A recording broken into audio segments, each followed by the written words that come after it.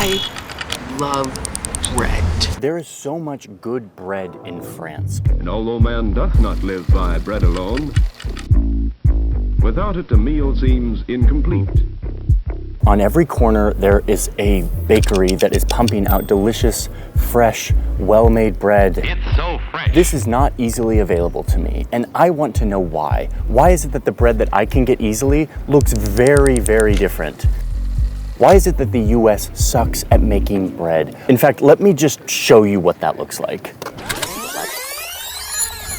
Okay, wait, it's 12 hours earlier, still back in the US. I'm actually at a grocery store right now.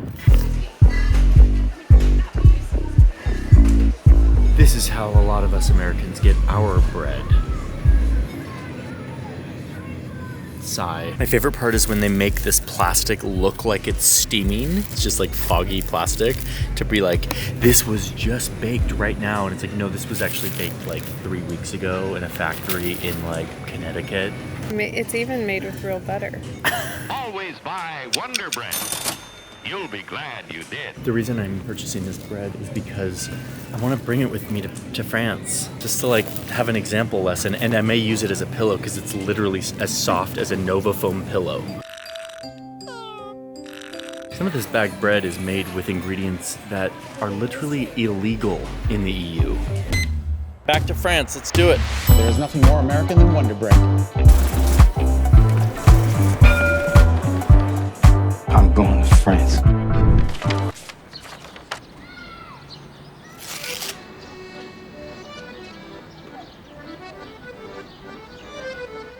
In case you're wondering, yes, any video from Paris must include music like this. Nice, gentle cafe accordion music. There's my composer Tom making it right now. It's pretty cool. It's just so good. Okay, so yeah, we know that France is good at bread and the US sucks at it. Is this just another video where I shit on the USA for being terrible at certain things? Yes, it is. It's exactly what it is. But hear me out, I actually have something to say here. I believe that bread is a really important symbol for a bigger cultural phenomenon in the US, and that's what I want to talk about today. Where industrialized bread came from, why it exists, and how some people are trying to change it. I'll get to that explanation, but first I'm gonna go into that bakery over there and buy myself a large ball of butter and flour stuffed with chocolate. Oh, and Tom, can you throw in a beat to this accordion music, please? Yeah. Thanks. Any questions? Yes. Are you going to finish that croissant? Oh yeah. Why bread? There's a million other things I could talk about that are better in other parts of the world, but it turns out that bread is the most important prepared food that humans have ever made, and therefore it is worth talking about. So let me explain in under a minute the overview of the tens of thousands of years of history of bread and its chemistry and why it's so important. Don't think I can do it in under a minute? Check this out. 12,000 years ago, humans realized that they could plant this grass instead of just foraging for it. This grass was called wheat, and when it was ground up with a stone, it made this powder that, if you put water with it, creates this stretchy, goopy thing that has a bunch of sugar from the flour that's been released. Oh look, Wow. all the bacteria in the air love this sugary goop. Nice. And they descend to feast on it, burping out gas as they eat. Whoa, the gas can't float up into the air because it's getting trapped in this stretchy ball of goop, like a balloon, like a pillow, like magic. Magic. All this feasting and burping is making it rise and turn into a pillowy thing that is way bigger than it was. Put this blob next to some fire, and all of the little bubbles that were just created turn hard. Wait, all of this can happen because of this one grass? Yes. Cool, let's plant a lot more of this grass and build all of human civilization off of it, said humans. So that is bread, like the oldest and most important prepared food item that humans have ever invented. Eventually, humans got really good at doing this bread, flour, water, yeast thing, and especially here in France, they took it really seriously and have created a whole culture around making bread delicious and amazing. And you can see that they've continued that culture today just by the number of bakeries that exist in this city. There are 30,000 independent bakeries in France. Compare that to the 3,000 that are in the United States. And then remember that the US has like a much larger population. And if you do all the math, you see that France has 50 times more bakeries per capita than the United States. 50 times. I mean, that is such a clear indication of how much they value good bread that is baked a certain way. Here with Mr. Local over here. Yeah. Local French food in France. Yes. 94% of Parisians live less than 5 minutes away from a bakery. And that shows you they care. They care. It's like you hear stuff like that and you're like, this is their priority. Yeah. And the culture of eating is just as much important here as how like the ingredients are sourced and prepared and whatnot. Yeah. People don't eat while rushing towards their next meeting or whatever. Like it's very much, no, you sit down, you make it a thing. It's just a part of the way of life here. Yeah. People come into the boulangeries almost on a daily basis and they check in with each other. It's like, hey, how you doing? You know, I'm doing great. This is what's happening. Why? That is the question. Why are these bread cultures so different? And the answer comes down to what America was founded on. I mean, a reminder that America is a country founded by a bunch of people who left their country to go make a new life, to do things differently, to do things more individualistically. And the way that expressed itself for a really long time was mechanization, industrialization. And to be clear, in the history, Britain was as much to blame for all of this mechanizing of bread as America was. That's insulting. But anyway, we're talking about the USA for a little bit. So by the 1920s, you had this machine that was invented, an automatic bread slicer. Hello, convenience, innovation, America. No more serrated knife versus a tough, crusty loaf. Now the machine will do it for you. This is the greatest thing since sliced bread. Oh, so that's where we're at. This is the greatest thing, says America. And Europe was like, wait, yeah, we like machines too, but like not for bread.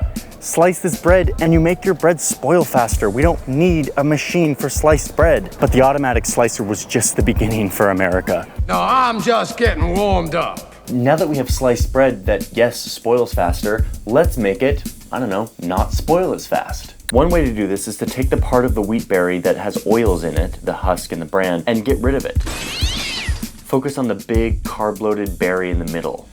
But there had to be a more industrial solution to make the bread last longer, to be whiter, to be softer. And it's the 1950s and Europe is like, whoa, dude, America, chill out. Like bread is just bread. We've been doing this for literally tens of thousands of years. Let's just like stick to the program.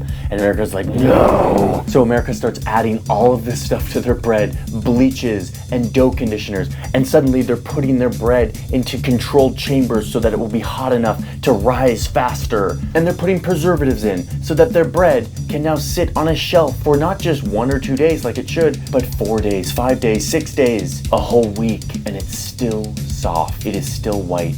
It is still spongy and delicious. But it now has 15 ingredients instead of 3. And it's cheap and convenient and stable, and America is loving this, and Europe is like, whoa. You took this way too far. This is not bread anymore. And indeed, I would argue that this is not bread anymore. This is a bread-like substance. It's a different product made from a different process, and yet we use the same word for it. If you want to know more about what's inside of this kind of bread, I was actually here making this video when I stumbled upon a video from one of my favorite YouTubers, Adam Ragusea, that's like a deep dive into all of the ingredients in this kind of industrial bread.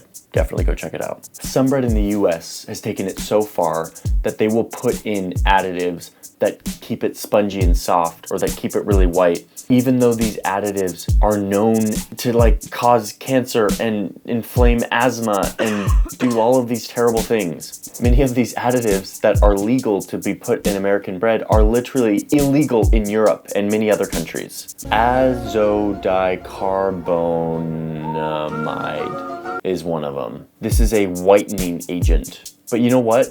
This product, ADA, also helps other things stay softer, like yoga mats. ADA is in yoga mats to make them spongy and soft, and it is banned in the EU and many other countries. Our obsession with convenience, cheapness, softness, shelf life has led us down a really dangerous path, and yet we're totally okay with it somehow. This is why I think bread is a useful symbol for broader American culture, It shows us how far we are willing to go to prioritize things like cheapness and convenience over tried and true methods that have been baked into culture.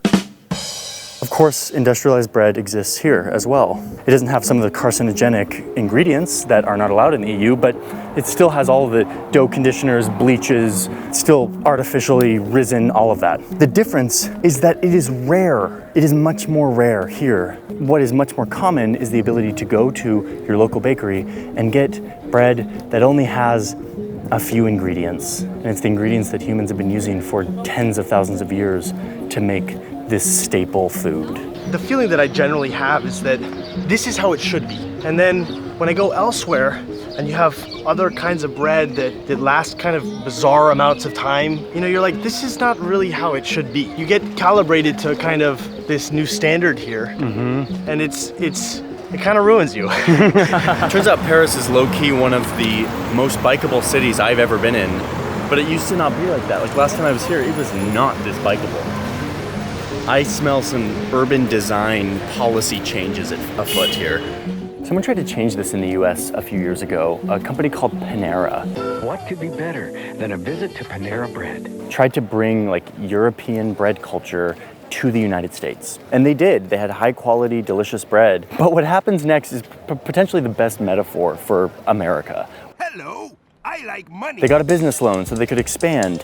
And then they got investors and they started to expand and scale. And then they were purchased in a massive merger. And now they're planning to go public on the public stock exchanges. Like they just became a massive corporation who does not focus on making quality artisan bread. Instead, they're now just a machine pumping out bread that kind of looks and feels like European bread, but is now done in a uniform, mass-produced, industrialized process, all in the name of scale and profit. Wow, they have it!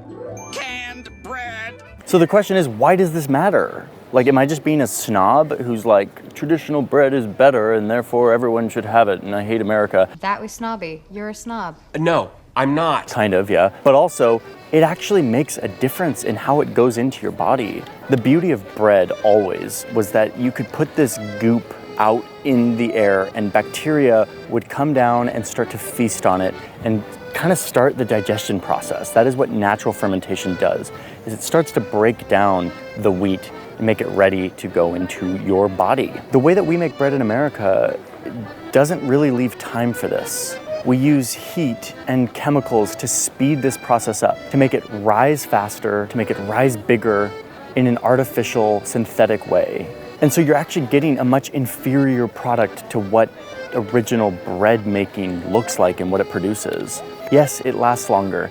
Yes, it tastes like chewy, pillowy, sugary heaven, but it's not bread the way that humans have been eating it for tens of thousands of years. Convenience, scale, independence, that is what we love in America. We love shelf life. We love industrialized efficiency. And to me, yeah, all that stuff is super great because it means we get to live these wonderful, prosperous, convenient lives. But I think we lose something really big when we focus on those as the priorities as opposed to quality and community and culture. Last thing I'll say here is that this is slowly changing. You have a movement in the US of people making some of the best bread in the world using the most traditional methods and ingredients. In these big cities, you have amazing bakeries doing bread that is on par with anything you could get in Europe. And that kind of blows my mind. The problem is, and my critique is that that is still so rare and specialty and really only available to people who live in big urban areas. And meanwhile, the rest of us, the most accessible bread to us is this industrial, mass-produced garbage. Belongs in the trash! And that is enough to make me pretty frustrated.